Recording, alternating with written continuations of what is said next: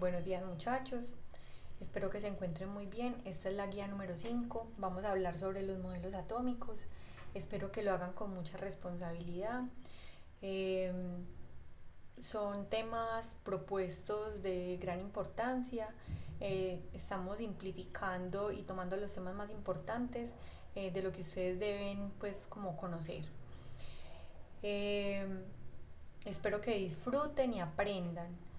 Recuerden muchachos que cuando uno conoce las cosas, sabe cómo enfrentarse a ellas y puede tener pues como mayor tranquilidad. El conocimiento nos da como esa capacidad de poder analizar y discutir sobre temáticas que pasan en el mundo.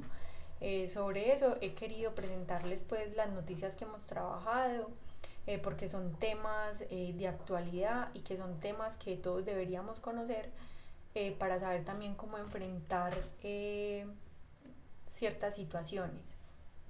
Entonces, cuando nosotros nos enfrentemos a estas lecturas, pues hagámoslas con la mejor disposición, pensando que siempre tienen una intención y que es el que ustedes puedan comprender todos los fenómenos de lo que ocurre en el mundo.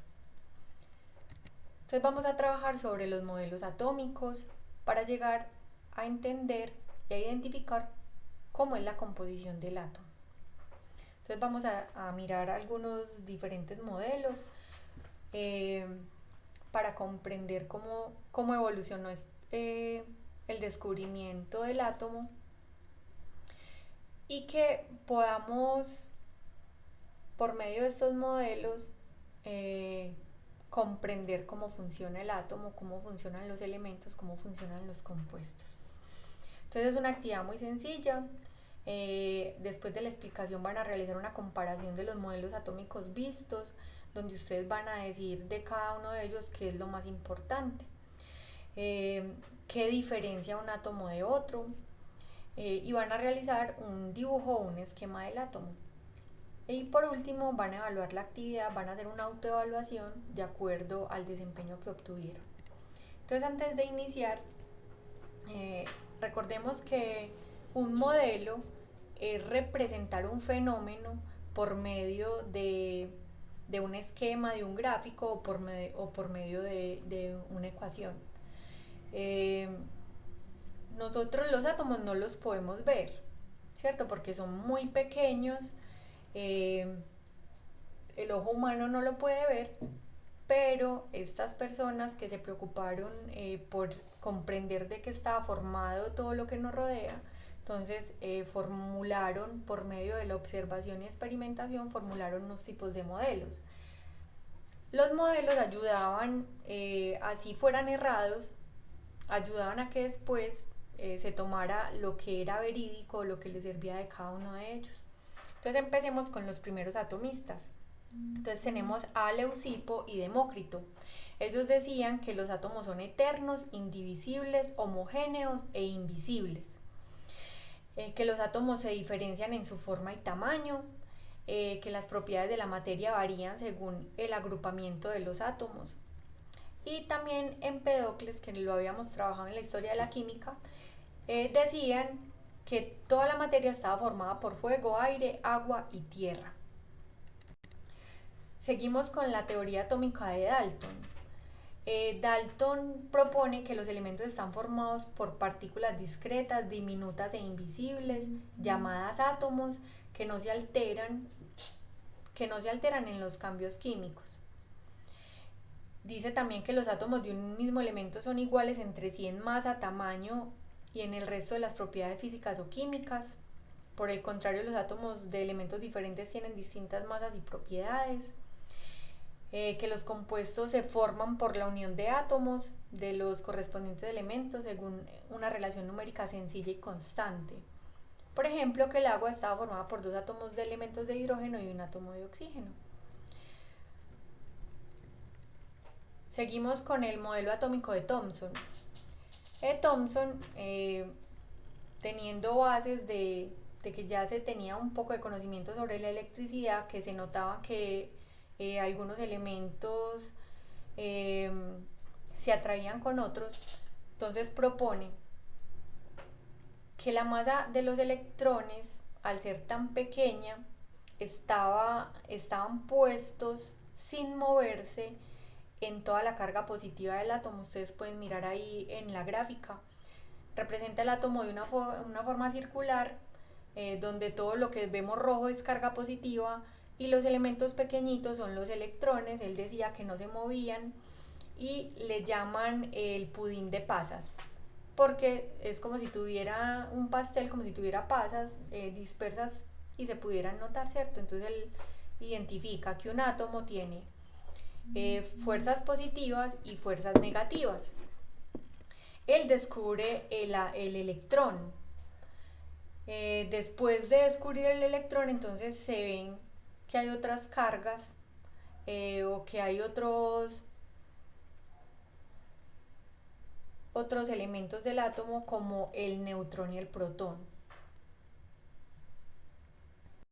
Él descubre esto por medio de un experimento que hace por medio de unos tubos de vidrio donde saca todo el aire, que los llama rayos catódicos, donde hace fluir electricidad por medio de corriente de electrones observadas en tubos de vacío, en tubos de cristal que equipan por lo menos con dos electrodos, una parte positiva y una parte negativa, donde hace que fluyan de un lugar a otro. Entonces se dan cuenta que los elementos están conformados por estructuras positivas y negativas. Entonces también podemos identificar que Thomson fue uno de los grandes científicos. Su experimento inspirado en los rayos catódicos contribuyó a enormes descubrimientos y a comprender pues la conformación de los átomos en la materia. Entonces vemos pues que se descubren que hay partículas que están cargadas negativamente y partículas que están cargadas positivamente, y el neutrón, que como su nombre lo indica, no tiene carga, es neutro. El modelo atómico de Rutherford. Entonces Rutherford, ya tomando lo que se conocía de los otros modelos atómicos, se inspira en el sistema planetario e indica que los electrones giran alrededor de un núcleo atómico pesado y con carga eléctrica positiva. Entonces sabemos que el núcleo está cargado positivamente. En el núcleo encontramos los neutrones y los protones que tienen carga positiva, y alrededor, como giran los planetas alrededor del Sol, tendríamos los electrones. El átomo posee un núcleo central pequeño con carga positiva que contiene casi toda la masa del átomo. Entonces el modelo atómico de Rutherford se puede resumir así. Él decía que el átomo posee un núcleo central pequeño con carga eléctrica positiva que contiene casi toda la masa del átomo. Los electrones giran alrededor de grandes distancias alrededor del núcleo en órbitas circulares.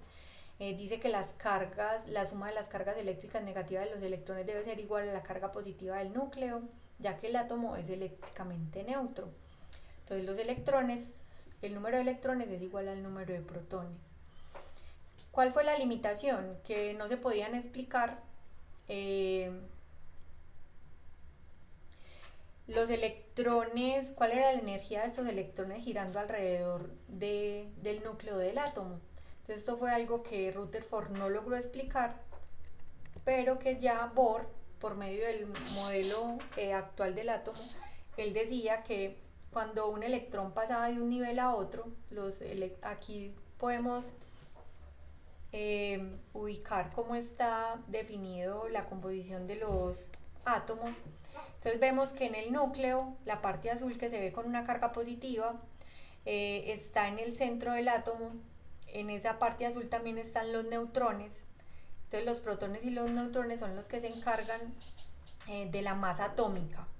Y alrededor de él, por niveles, que eso fue lo que pudo explicar Bohr, están ubicados los electrones, ¿cierto? Entonces ahí vemos unas órbitas con líneas azules donde nos muestran diferentes niveles y donde podemos identificar que ahí están los electrones. Bohr pudo identificar que un electrón podía pasar de un nivel a otro y desprendía una energía, y que se ubicaban en diferente número de acuerdo al nivel donde estuvieran. Entonces eso fue lo que complementó Bohr con el modelo de Rutherford, y este es el modelo que tenemos actualmente. Entonces, ¿qué diferencia un elemento de otro. Todos los elementos que tenemos en la tabla periódica, que es el tema que vamos a trabajar después, vamos a ver cómo están organizados los elementos y cuáles son las propiedades de los elementos en la tabla periódica. Todos los elementos están formados por lo mismo, por protones y neutrones que están en el núcleo y por electrones que están girando alrededor. Entonces, ¿qué diferencia un elemento de otro? El número de electrones. Entonces, como ya nos decían en los modelos anteriores, nos dicen que un átomo es neutro, ¿cierto? No tiene más cargas positivas o más cargas negativas. ¿Qué quiere decir esto? Que el átomo tiene el mismo número de protones y el mismo número de electrones, ¿cierto? Para que sea neutro. Entonces, ¿cuáles son los principios básicos del modelo atómico de Bohr? Entonces nos dicen que las partículas con cargas positivas se encuentran en un volumen muy pequeño comparado con el tamaño del átomo y se contiene la mayor parte de la masa del átomo. Los electrones con carga eléctrica negativa giran alrededor del núcleo en órbitas circulares. Los electrones orbitan el núcleo en órbitas que tienen un tamaño y energía establecidos, por lo tanto no existen en su estado intermedio entre las órbitas, o sea, solamente se presentan en los niveles dispuestos. La energía de la órbita está relacionada con su tamaño. La energía más baja se encuentra en la órbita más pequeña. Cuanto más lejos esté el nivel de energía del núcleo, mayor será la energía que tiene porque tiene mayor capacidad para tener electrones. Los niveles de energía tienen diferentes números de electrones. Cuanto menor sea el nivel de energía, menor será la cantidad de electrones que contenga. Por ejemplo, el nivel 1 contiene 2 electrones, el nivel 2 contiene hasta 8 electrones y así sucesivamente. La energía se absorbe o se emite cuando un electrón se mueve de una órbita a la otra. Entonces, nuevamente les repito, ¿qué diferencia un elemento de otro? El número de protones y electrones que contenga. Entonces recuerde que un mismo átomo tiene el mismo número de electrones, o sea, de cargas negativas, y el mismo número de protones, que estos tienen carga positiva, ¿cierto? Entonces vemos que en el núcleo, que está representado con unas bolitas rojas y blancas, tenemos los protones que tienen carga positiva y los neutrones. Los protones más los neutrones son los que me da la cantidad de masa atómica. Y los electrones están orbitando o girando alrededor de este núcleo. Entonces, dependiendo del elemento que tengamos, depende del número de electrones que tenga, el número de niveles y número de orbitales que posea. Entonces, estas son las propiedades, ¿cierto? El número atómico, que está representado con la letra Z. El número atómico es por lo que los elementos están ubicados en la tabla periódica, y el número atómico representa el número de protones y electrones que tiene el átomo. El número de masa, entonces en el número de masa involucramos los protones y los neutrones, que es lo que me indica el número másico. También reconocemos algunos elementos o algunos átomos como isótopos. Los isótopos son mismos elementos químicos, pero que contienen diferentes masas atómicas. ¿Por qué?